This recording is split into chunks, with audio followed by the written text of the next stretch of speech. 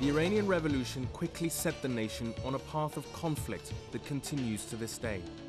Permanently at odds with Western values, constantly on the precipice of all-out conflict, modern-day Iran appears to have nothing whatsoever in common with its pre-revolutionary allies, such as the US and the UK. The political elites in both Iran and the United States have enormous difficulties with each other. I mean, there's no doubt about it. And one wouldn't want to ascribe blame to one over the other. But I think there is a general surprise among Iranians as a whole that this dispute has gone on for quite so long. I mean, it's far longer than the dispute with Vietnam. And yet Iran faces many of the same challenges within its society as those of its Western foes. Perhaps most surprisingly of all, it leads the world when it comes to a social ill often seen as an exclusively Western preserve: drug addiction. For Iran has the highest number of heroin addicts per head in the world. How extensive today is the problem of addiction that the Iranian government is dealing with? Do you know roughly in terms of numbers affected? The estimated number of addicts in our country has been collated by researching the amount of in- and outpatients seeking treatment in the past few years. We have had between 1 million to 1.8 million seeking treatment. About 6% of Iranians are reported to be regular users of opiates, compared to just 0.1% of Americans. How long is he has needle marks everywhere? How long has he been an addict?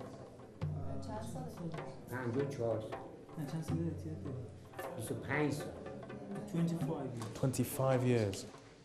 But Iran has a drug treatment program that would be the envy of many Western nations. If the scale of Iran's drug problem is surprising, then its enlightened approach to the illnesses that addiction can cause is no less remarkable. With rates of HIV infection rising in tandem with intravenous drug use, the government has instituted a health awareness program that far exceeds its Middle Eastern neighbors in terms of its openness. In many Islamic countries, it's difficult to bring up the issue of AIDS. In Islamic countries, there may be more taboos or sensitivities. And whether one is talking about the West or the East, there are few more sensitive subjects than transsexuality. Yet, in Iran, sex changes are not only legal and state-funded, but seemingly sanctioned by the nation's original supreme leader. Perhaps, contrary to what is perceived in other countries, sex change is more acceptable in Iran than other places. This is because Imam Khomeini issued a fatwa that we are among the sexual disordered categories, not sexually deviated categories. He said we can change sex to become a female, so we can choose our sex. There is even an advantage in Iran for us to change our names in the identity card. In most countries, the name doesn't change. But according to the Imam's fatwa and the law, transsexuals live more comfortably in Iran than other countries. We have rights and advantages here. The society and law have accepted us well. We don't have any problems in Iran. However, the same cannot be said for others. In 2007, President Ahmadinejad drew widespread condemnation when he stated that there were no homosexuals in Iran. در کشور ما چنین چیزی وجود ندارد. در ایران این چیزا وجود در ایران. In fact, the truth is much darker. Homosexuals are routinely persecuted in Iran. And this is just one area where Iran's human rights record remains far from perfect. It does not give any room for opposition. It does not give any leeway for people to express themselves. There's no freedom of expression. And this is the nature of this regime. And for me as an Iranian, a state that treats its opponents, its Iranian brothers and sisters, it's the people that it has to take care of. I mean, the priority of any government is towards its own people first. This is the Ebrat Museum, set up to commemorate the human rights abuses of the former regime of the Shah and his brutal security service, Sabak. There is even a somewhat macabre gift shop where you can take home a keyring with the mugshot of Supreme Leader Ayatollah Khamenei.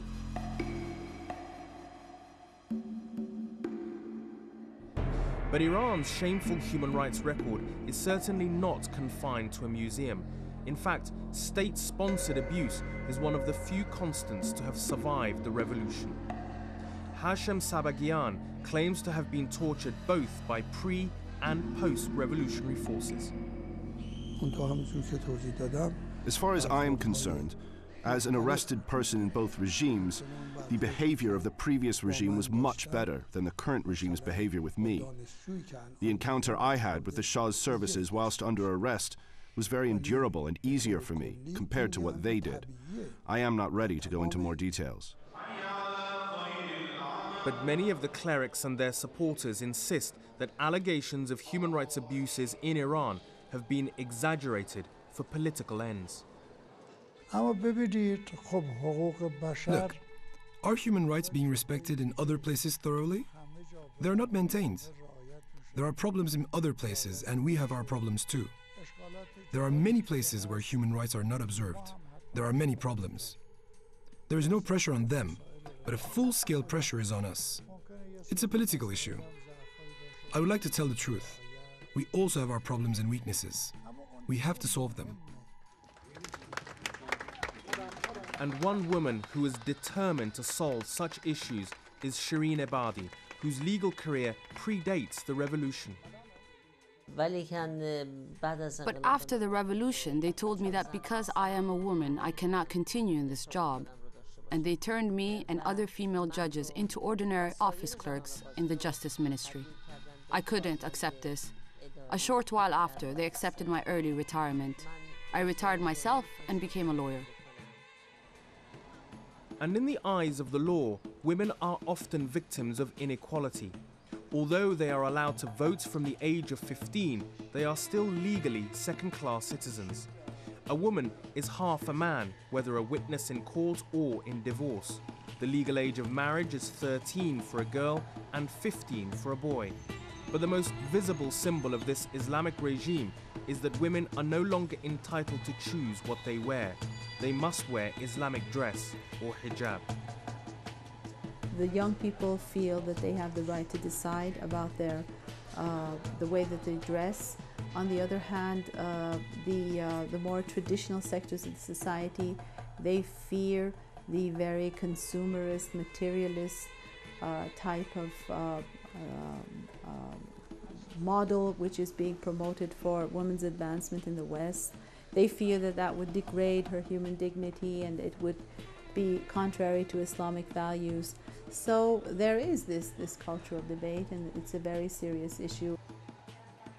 Shireen Ebadi, who was awarded the Nobel Peace Prize in 2003 as a result of her fearless campaigning, particularly for women's rights in Iran, agrees that there is still much work to be done. The situation in Iran as far as human rights are concerned is far from ideal. That's why I'm in Iran and I've decided to live and work here to defend human rights. When everything is fine, there is no need for us to defend human rights. But others suggest that women have actually made great strides under the Islamic Republic. You have to have a holistic picture of what happened in Iran. We have challenges in terms of women's rights, but we also have women entering the government in 1997. We have women becoming vice presidents in Iran. The growth rate of, for example, women entering university, it's huge. At our universities, there are 58% girls and 42% boys. This shows a bright future to have an educated mother and family. We can benefit from it. Increasingly more educated than Iranian men, Iran's women now represent about 30% of the workforce. But with unemployment at above 12.5%, many educated women, unable to find jobs that are suited to their qualifications, are looking for new ways to make ends meet. In 2006, the first female taxi drivers were recruited onto Tehran's streets. Although this service is exclusively for women, Araste gave me a glimpse into her life as a cab driver and as a woman in modern-day Iran. I got this job through a newspaper advertisement. I understood from the advert that a taxi company was recruiting women taxi drivers in Iran for the first time. Since it was a first for this kind of job, I was more interested in doing it. We have satellite TV at our home, and when I watch the TV channels, I think that in comparison to other places, Iranians value women more. Here, men value women. It's not that our government does not allow certain things, it reacts to the culture of the society. So men should work, and women must have less social activities, and they should work at home. This is due to our culture, not something imposed by our government. There is no such objection for us. It's rather the common law of our society.